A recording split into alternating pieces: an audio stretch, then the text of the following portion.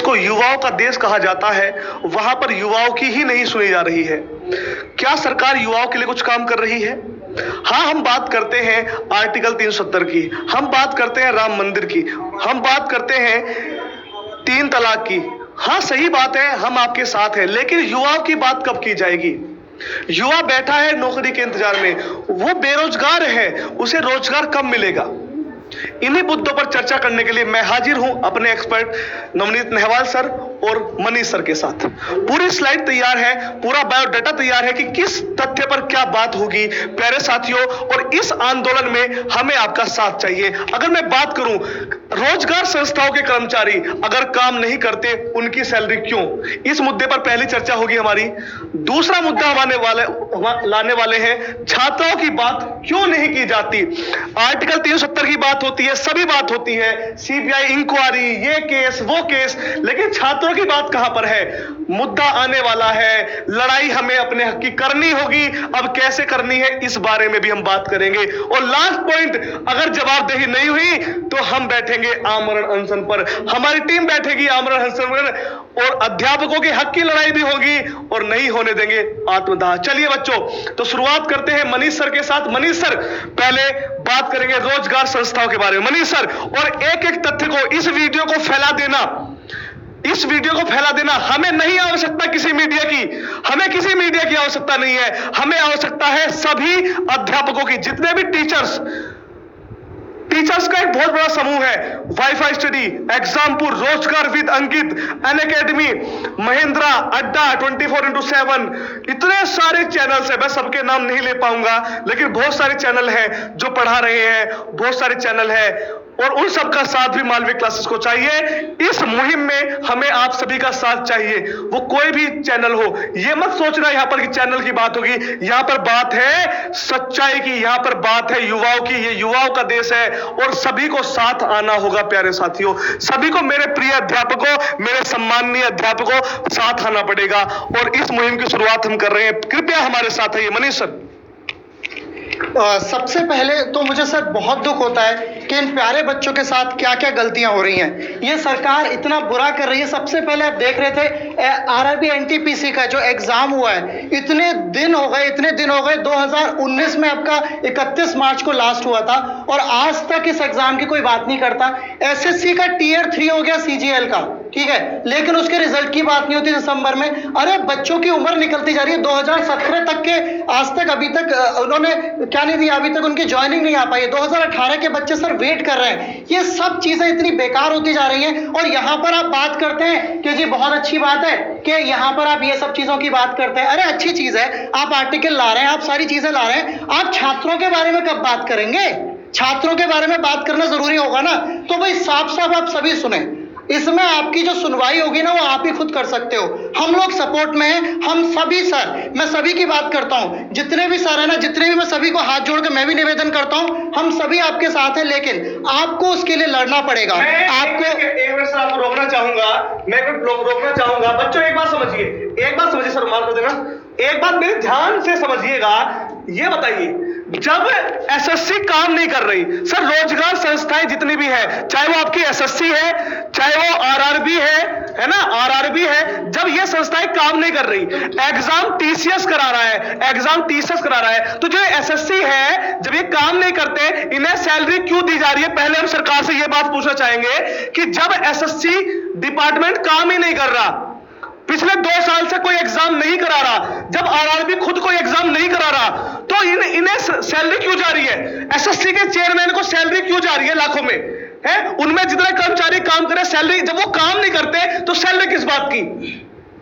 सबसे बड़ा मुद्दा तो ये है पहला है, और इन्हें अपनी भाषा में समझाना पड़ेगा, चाहे हमें धरना देना पड़े, अनशन करना पड़े, हम तैयार हैं। हम रुके हुए कोविड की वजह से, बस ये समझ लो सरकार, हम रुके हुए कोविड की वजह से, हमें आपको समझाना पड़ेगा, और हर एक युवा हमारे साथ खड़ा होगा। ये साफ बात बता रहा हूं आपको, इन्हें सैलरी बंद होनी चाहिए अगर ये काम नहीं करते, साफ बात। अगर ये संस्थाएं काम ही नहीं करेंगी, सैलरी किस बात की सर? सर बिल्कुल, सैलरी किस बात की, इससे इसमें तो सरकार ही काम लेगी ना।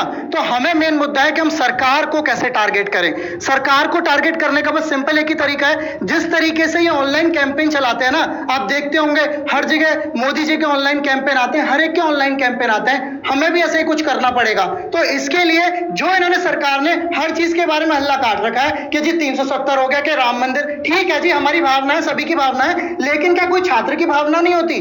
छात्र इतना लड़ता है, इतना उसको फीस पे करनी पड़ती है, इतना बेचारा 3-3, 4-4 साल से तैयारी कर रहा है, और फिर वो क्या करने वाला बताओ? क्या क्या अंत में उसको क्या मिलता है? अंत में उसके साथ इतनी बड़ी बड़ी चीजें करी जाती हैं कि अब रिजल्ट ही नहीं आ रहा, अब हमारा वेंडर ही नहीं चुना गया। अरे 4 साल बहुत लंबा टाइम होता है, 4 साल में तुम 2 महीने की सैलरी छोड़ के देखो, तुम्हें नानी याद आ जाएगी। लेकिन नहीं जी, सबका काम चल रहा है। सर आप प्लीज बोलिए। कोविड-19 के दौर को आपने बहाना बना दिया। आपने कह दिया कि कोविड चल रहा है, हम वैकेंसी कराने में असमर्थ हैं। कोविड से पहले आपसे हम जवाबदेही मांगते हैं कि कोविड से पहले हमारी जो वैकेंसीज थी, रुकी हुई थी 2017, 18, 19, इवन यूपीएसआई 2016 तक का आप रिजल्ट डिक्लेयर करने में, पुनरीक्षण में सुप्रीम कोर्ट, हाई कोर्ट, बस केवल क्या कोर्ट तक विद्यार्थी सीमित रहेगा? मैं एक बात पे आपका ध्यान दिलवाना चाहूंगा मेरे प्यारे बच्चों, सरकार ने कहा आर्टिकल 370 हटो, हमें पता था कि महत्वपूर्ण मुद्दा है, राष्ट्रीय सुरक्षा के लिए भी महत्वपूर्ण मुद्दा है। हमने कहा कि सरकार हम आपके साथ हैं, और ये युवा है, ये यूथ है जो गवर्नमेंट को अभी ध्यान से सुन लेना चाहिए। ये वही युवा है जो 2014 में हर हर मोदी करता हुआ आया था, और आज 2020 में आप इस युवा को ही एकदम इग्नोर कर रहे हैं। 2018, 17, 19 इस युवा को ही इग्नोर करके फेंक दिया आपने। हम सरकार के विरोध में नहीं है, हम उनकी नीतियों के विरोध में, ध्यान रखिए, हम सरकार की नीतियों के विरोध में। मोदी जी आप अच्छे प्रधानमंत्री हैं, हमें पता है देश के लिए काम कर रहे हैं, देश की स्थिति सुधर रही है, लेकिन युवा की स्थिति कब सुधरेगी हमें यह जानना है। हमारा मुद्दा रोजगार है। युवा की स्थिति कब सुधरेगी? हमारा मुद्दा रोजगार है, हमारा मुद्दा बेरोजगारी है। हम आपके एक भी काम के विरोध में नहीं खड़े हुए, जो काम आपने किए सही किए। युवाओं के लिए काम कब करोगे हमें यह बता दो। लेकिन सरकार छात्रों के बारे में भी तो बात करें। आप मन की बात करते हैं, आप कुत्तों की बात करते हैं, आप कुटीर उद्योग की बात करते हैं, लेकिन जो मेन मुद्दा है उस पर भी तो बात करें। जब तक आप उस पर बात नहीं करेंगे युवा बेचारे कहां जाएंगे? अरे रिक्रूटमेंट निकालते, उसको पूरा तो करो। हम आपकी हाउस होल्ड इंडस्ट्री या कुटीर उद्योग का बिल्कुल भी विरोध नहीं करते, लेकिन आप हाउस होल्ड इंडस्ट्री तक के लिए युवाओं के पास तक सहायता को तो पहुंचाएं। वो सहायता आपके बीच में ही पॉलिटिकल लीडर्स सब हजम कर जाते हैं। जो शिकार डायरेक्ट होता है वो कौन है? वो युवा है। हर एक जगह बेरोजगारी का शिकार युवा है। कौशल श्रम योजना के अंतर्गत आपके किसी भी लाभ से लाभान्वित ना होने वाला युवा है। आर्टिकल 370 की अभी बात की, आपके साथ हम खड़े थे। आपने राम मंदिर की बात की, आपके साथ हम खड़े थे। सीबीआई इंक्वायरी सुशांत केस में हो जाती है, लेकिन किसी हमारी वैकेंसी की आप सीबीआई इंक्वायरी कराने की बात कभी करेंगे क्या? आप कभी विद्यार्थियों के साथ खड़े होकर आप कहेंगे मन की बात में कि युवाओं तुम आगे बढ़ो, मैं तुम्हारे साथ हूं? और रही बात इसकी, मीडिया की चर्चा करो। क्या मीडिया युवाओं की बात कर रही है? मीडिया क्या बात करती है? सुशांत केस, राम मंदिर, 3 तलाक। अरे युवा कहां है? मीडिया ये बताइए। मीडिया को ये बात तो देखनी पड़ेगी ना। अगर बाइकआउट कर दिया ना युवाओं ने मीडिया का, फिर क्या होगा? फिर तुम्हारी टीआरपी कहां जाएगी? तो मीडिया सबसे बेकार रोल अदा कर रही है। अगर आज युवा पीछे है ना, वो उसका कारण क्या है? मीडिया युवाओं को दिखाना ही नहीं चाहती। मैं आपको एक एग्जांपल समझाना चाहूंगा। देश में कोविड-19 बढ़ता जा रहा था। एकदम से चाइना का मुद्दा आया, मीडिया ने कोविड को पीछे करा, चाइना का मुद्दा उठा दिया। अब 7 दिन तक लगातार चाइना का मुद्दा चला। फिर अमिताभ बच्चन जी कोविड पॉजिटिव हो गए, फिर चाइना हटकर अमिताभ बच्चन सामने आ गए। अब पूरी देश का ध्यान अमिताभ बच्चन, जैसे अमिताभ बच्चन हटे हमारे सुशांत सर आ गए। सुशांत सर की बात चल रही है। अब तो कोरोना को दुनिया भूल चुकी है। अब कोरोना ये हो गया, जो होगा देखा जाएगा। सर मीडिया कोरोना की बात ही नहीं करती, तो मीडिया जो चाहे देश में वो चलता है ट्रेंड। तो मीडिया युवाओं की बात करती नहीं है। बिल्कुल सर, और यहां पर मैं एक और बात आपको बोलना चाहता हूं। देखो एसएससी के एग्जाम में सीबीआई इंक्वायरी हुई थी 2017 के, पूरा पेपर आउट था सर, पूरा पेपर 2 दिन पहले पूरा पेपर आउट था, पूरे इंटरनेट पे था। सीबीआई इंक्वायरी में 4 लोग ने सीबीआई को पकड़ा, कोई बात हुई नहीं हुई। उसके बाद भी क्या हुई? अरे सर मोदी जी, जब तक आप इनिशिएटिव नहीं लेंगे ना, जब तक ये जितने भी एसएससी चेयरमैन और एनटीपीसी जितने भी चेयरमैन रेलवे वाले, ये आपकी नहीं सुनने वाले।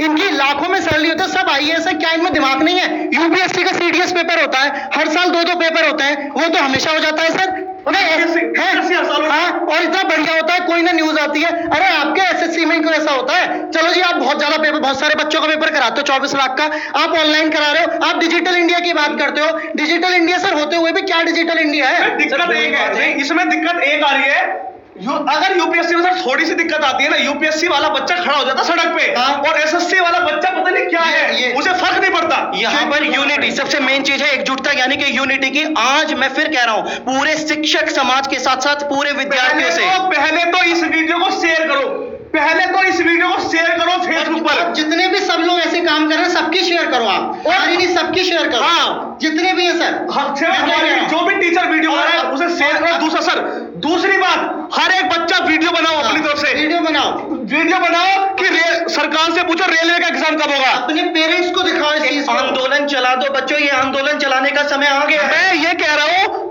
अभी जो एग्जाम, सर एक बताओ, रेलवे का फॉर्म 1 करोड़ बच्चों ने भरा सर, 2.5 करोड़ 2.5 करोड़ ने, मैं कह रहा हूं 2.5 करोड़ में से 1.5 करोड़ बच्चा मान लो फेसबुक नहीं चलाता, 1 करोड़ चलाता होगा।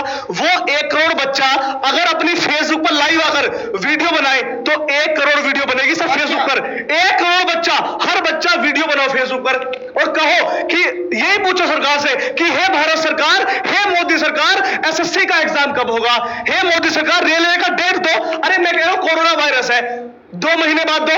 अरे मैं कह रहा हूं 2025 में करवाओ एग्जाम, खुल के आओ तो सही, डेट तो दो पहले सरकार कि एग्जाम कब होगा एनटीपीसी का।